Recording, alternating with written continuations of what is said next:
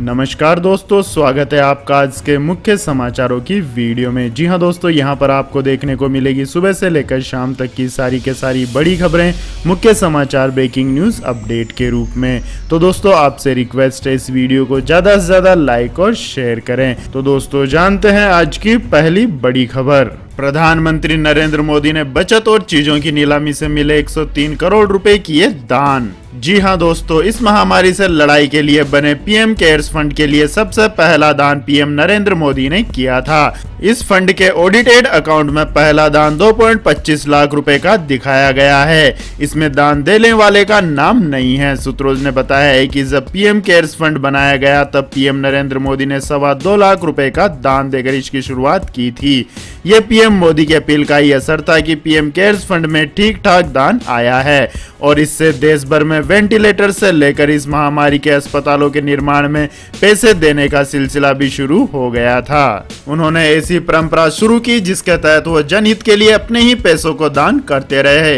ये जनहित का काम बालिका शिक्षा, नमामि गंगे से लेकर शोषित और वंचित समाज के लिए दान से जुड़ा था। बतौर सीएम रहते ये काम शुरू करने के बाद से अब तक पीएम नरेंद्र मोदी अपनी बचत के 103 करोड़ रुपए दान कर चुके हैं। इसके बाद दोस्तों रुक करते हैं अगली बड़ी खबर का। कर्ज लेने वालों को बड़ी राहत, सुप्रीम कोर्ट ने बैंकों को दिए यह निर्देश। जी हां दोस्तों, इस महामारी और उसकी वजह से किए गए लॉकडाउन में आर्थिक गतिविधियां ठप सी हो गई थी। कर्जदारों को अपना ईएमआई चुकाने में मुश्किल हो रही थी।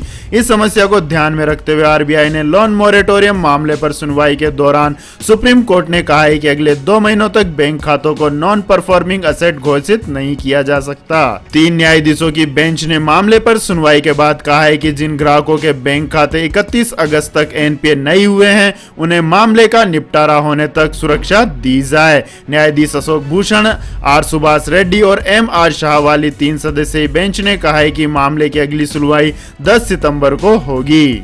इसके बाद दोस्तों जानते हैं अगली बड़ी खबर। भारत के खिलाफ चीन की साजिश, नेपाली संगठनों को भारत के खिलाफ प्रदर्शन के लिए दिए जा रहे हैं 2.5 करोड़ रुपए।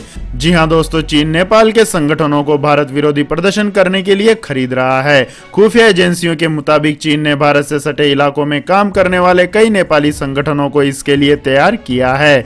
इन संगठनों को भारत और नेपाल के बीच चल रहे सीमा विवाद को लेकर प्रदर्शन करने को कहा गया है। इसके लिए चीनी दूतावास ने नेपाली संगठनों को 2.5 करोड़ नेपाली रुपए दिए हैं। नेपाल की राजधानी में भारत के दखल को लेकर भी चीन इन संगठनों को प्रदर्शन करने के लिए कह रहा है। आपकी जानकारी के लिए बता दें दोस्तों, भारत और नेपाल के बीच 1700 किलोमीटर लंबी सीमा है। भारत ने लिपू लेक से धारचूला तक सड़क बनाई है। रक्षा मंत्री राजनाथ सिंह ने 8 मई को वीडियो कॉन्फ्रेंस के जरिए इसका उद्घाटन किया था। इसके बाद नेपाल ने नया नक्शा जारी कर भारत के 3 इलाकों लिपू लेक, कालापानी और लिम्पियाथुरा पर अपना दावा पेश किया। दोनों देशों के बीच इन 3 इलाकों को लेकर ही सीमा विवाद चल रहा है। इसके बाद दोस्तों जानते हैं अगली बड़ी खबर। जीडीपी में गिरावट पर कांग्रेस ने वित्त मंत्री निर्मला सीतारमण को बताया आर्थिक तबाही का जिम्मेदार।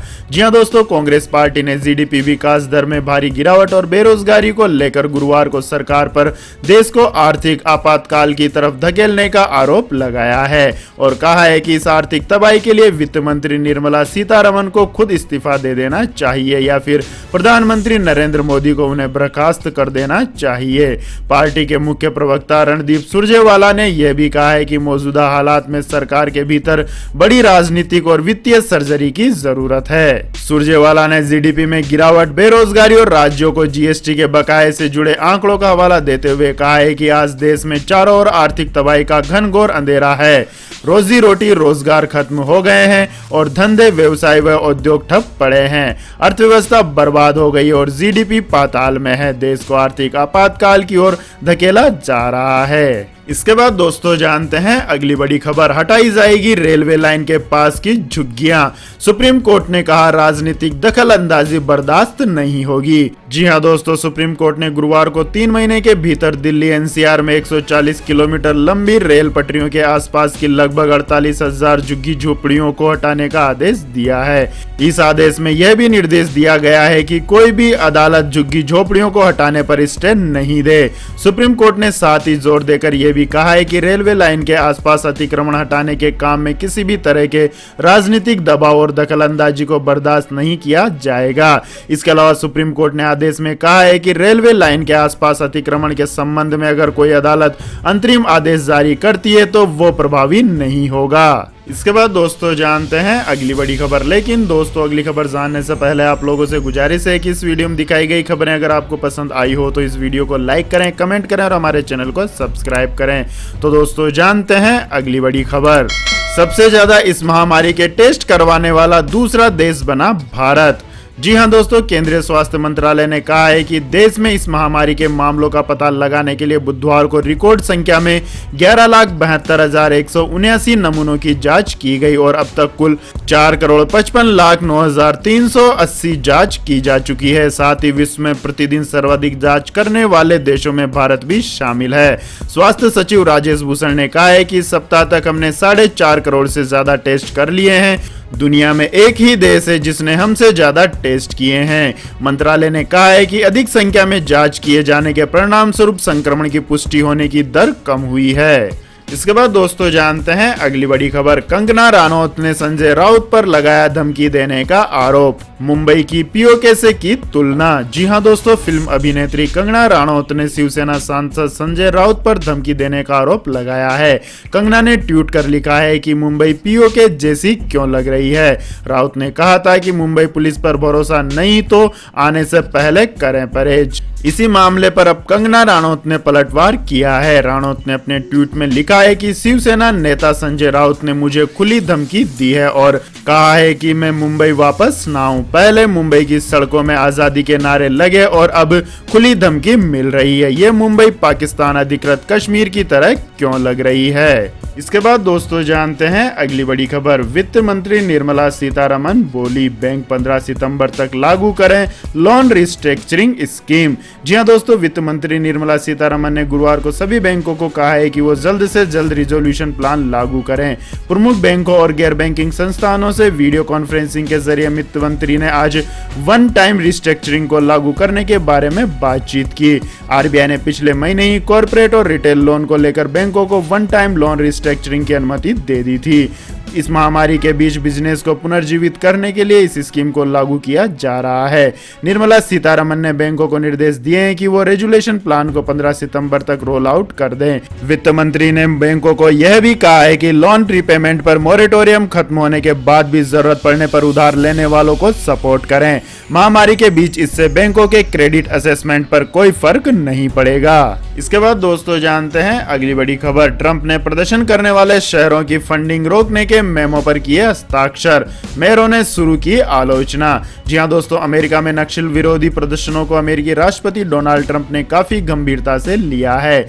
इसको ध्यान में रखते हुए उन्होंने अब ऐसे शहरों में विकास के लिए दिए जाने वाले फंड में कटौती करने की धमकी दे दी है और ऐसे एक मेमो पर हस्ताक्षर भी कर दिए हैं। ट्रंप ने बुधवार को सिएटल, पोर्टलैंड और न्यूयॉर्क समेत कुछ अन्य शहरों की संघीय फंडिंग में कटौती करने की चेतावनी देने वाले दस्तावेज पर हस्ताक्षर किए हैं, जहां महीने से विरोध प्रदर्शन का दौर चल रहा है। इसके बाद दोस्तों जानते हैं अगली बड़ी खबर। यूएन में पाकिस्तान को जबरदस्त झटका। 2 भारतीयों को आतंकी साबित करने की कोशिश हुई नाकाम। जी हां दोस्तों, पाकिस्तान की भारत के खिलाफ एक और नापाक साजिश नाकाम हो गई है। पाकिस्तान संयुक्त राष्ट्र की 1267 कमेटी के तहत 2 भारतीयों के नाम संयुक्त राष्ट्र सुरक्षा परिषद की अंतर्राष्ट्रीय आतंकियों की लिस्ट में शामिल करवाने में फेल हो गया है। संयुक्त राष्ट्र में United kingdom, America, France, Germany और बेल्जियम ने पाकिस्तान के दावे खारिज कर दिए और कहा कि पाकिस्तान के पास इन भारतीयों को आतंकी घोषित करने के लिए कोई सबूत नहीं है।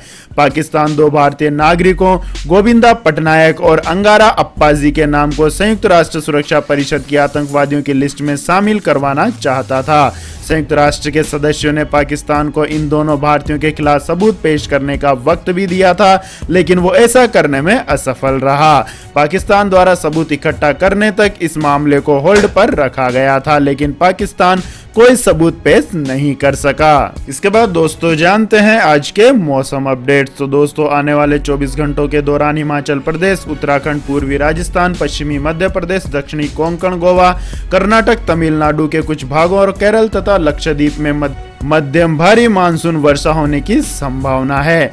जम्मू कश्मीर, पंजाब, हरियाणा, दिल्ली, एनसीआर, राजस्थान के बाकी भागों, उत्तर प्रदेश और पूर्वी मध्य प्रदेश में भी कुछ स्थानों पर हल्की से मध्यम बारिश होने के आसार हैं। वहीं देश के बाकी भागों पर मानसून 2020 का कमजोर प्रदर्शन दिखेगा। हालांकि छत्तीसगढ़, हिमालय, पश्चिम बंगाल, सिक्किम, पूर्वोत्तर भारत, उत्तरी कोंकण, गोवा क्षेत्र और अंडमान व निकोबार द्वीप समूह में कुछ स्थानों पर हल्की बौछारें थोड़े समय के लिए गिर सकती हैं। इसके बाद दोस्तों जानते हैं अगली बड़ी खबर। आम आदमी को मिली राहत, पेट्रोल की बढ़ती कीमतों पर लगा ब्रेक। जी हां दोस्तों, पेट्रोल की लगातार बढ़ती कीमतों में सरकारी तेल कंपनियों ने आज दूसरे दिन भी कोई बदलाव नहीं किया है, जिससे पेट्रोल और डीजल के दाम स्थिर रहे। आपकी जानकारी के लिए बता दें दोस्तों, 15 दिनों में पेट्रोल की कीमतें 1.6 रुपए प्रति लीटर और 3 महीनों में लगभग 11 रुपए प्रति लीटर बढ़ गई है। अगर राष्ट्रीय राजधानी में पेट्रोल के दाम की बात करें तो आज भी 82 रुपए 8 पैसे प्रति लीटर है और डीजल की कीमत 73 रुपए 56 पैसे प्रति लीटर है। इसके बाद दोस्तों जानते हैं अगली बड़ी खबर। सोने की कीमतों में जबरदस्त गिरावट, चांदी भी टूटी। जी हां दोस्तों, देश के सराफा बाजारों में सोने एवं चांदी की कीमतों में गिरावट का सिलसिला लगातार जारी है। राष्ट्रीय राजधानी में सोने का हाजिर भाव गुरुवार को 774 रुपए प्रति 10 ग्राम तक टूट गया, जिसके बाद दिल्ली में सोने की कीमत 51,755 रुपए प्रति 10 ग्राम पर आ गई। इसके अलावा दोस्तों चांदी की कीमत में भी 1908 रुपए प्रति किलोग्राम तक की कमी देखी गई। इस तरह राष्ट्रीय राजधानी में चांदी की कीमत 69,176 रुपए प्रति किलोग्राम के स्तर पर आ गई। इसके बाद दोस्तों जानते हैं अगली बड़ी खबर। इस महामारी के कारण दुनिया भर में भयंकर आर्थिक संकट, महिलाएं होंगी ज्यादा गरीब। जी हां दोस्तों, यह वैश्विक महामारी महिलाओं को बहुत ज्यादा प्रभावित करेगी। साल 2021 तक 4.7 करोड़ महिलाओं और लड़कियों को यह महामारी अत्यधिक गरीबी की तरफ धकेल देगी। संयुक्त राष्ट्र द्वारा जारी नए डाटा में यह कहा गया है। रिपोर्ट के मुताबिक इस जनसंख्या को गरीबी रेखा से ऊपर लाने के लिए दशकों में हुई प्रगति फिर पीछे की ओर चली जाएगी। संयुक्त राष्ट्र महिला एवं संयुक्त राष्ट्र विकास कार्यक्रम के इस आकलन में कहा गया है कि महिलाओं के लिए गरीबी दर और बढ़ेगी और गरीबी में रहने वाली महिलाएं और पुरुषों के बीच का अंतर बढ़ जाएगा। महिलाओं के लिए गरीबी दर 2019 से 2021 के बीच 2.7% तक घटने की उम्मीद थी, लेकिन वैश्विक महामारी और उसके दुष्परिणामों के कारण अब इसके 9.1% तक बढ़ने की आशंका है। इसके बाद दोस्तों जानते हैं अगली बड़ी खबर। आम्रपाली और यूनिटेक के घर खरीदारों का सपना होगा पूरा। प्रोजेक्ट पूरा करने के लिए सरकार देगी 2,500 करोड़ रुपए।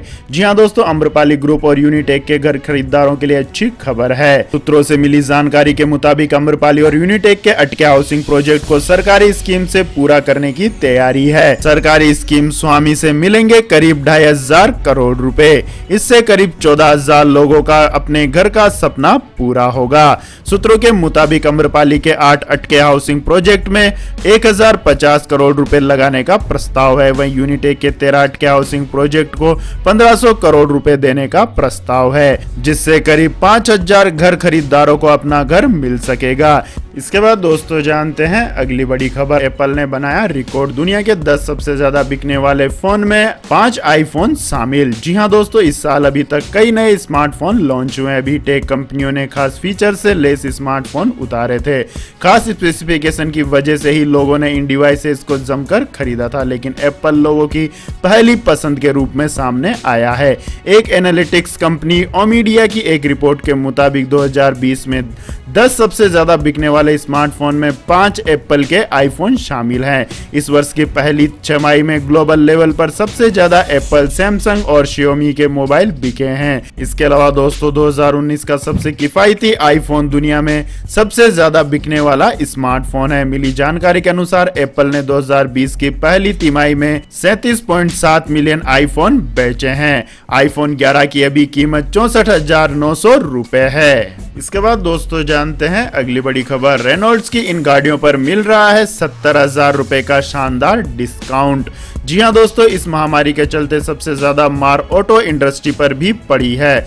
जब तक लॉकडाउन रहा तब ऐसे हालात थे कि कंपनियों की एक भी गाड़ी नहीं बिकी थी। अब अनलॉक के 3 चरण बीत जाने और चौथे चरण की शुरुआत से चीजें नॉर्मल होना शुरू हुई है। ऐसे में कार कंपनियां भी अपनी बिक्री बढ़ाने के लिए कई सारे ऑफर लेकर आई है। अब रेनॉल्ड्स ने भी अपनी कई गाड़ियों पर डिस्काउंट ऑफर निकाला है, जिसमें लोगों को 70,000 रुपए तक का डिस्काउंट मिल रहा है। हालांकि पिछले महीने कंपनी ने 80,000 रुपए तक का डिस्काउंट दिया था। तो यह थी दोस्तों आज की सभी महत्वपूर्ण बड़ी खबरें। तो दोस्तों आपको हमारा ये वीडियो कैसा लगा कमेंट करके जरूर बताएं और हमारे इस वीडियो को अधिक से अधिक लाइक और शेयर करें। साथ ही हमारे चैनल को सब्सक्राइब करके बेल आइकन का बटन भी दबा लें। धन्यवाद। जय हिंद, जय भारत, वंदे मातरम।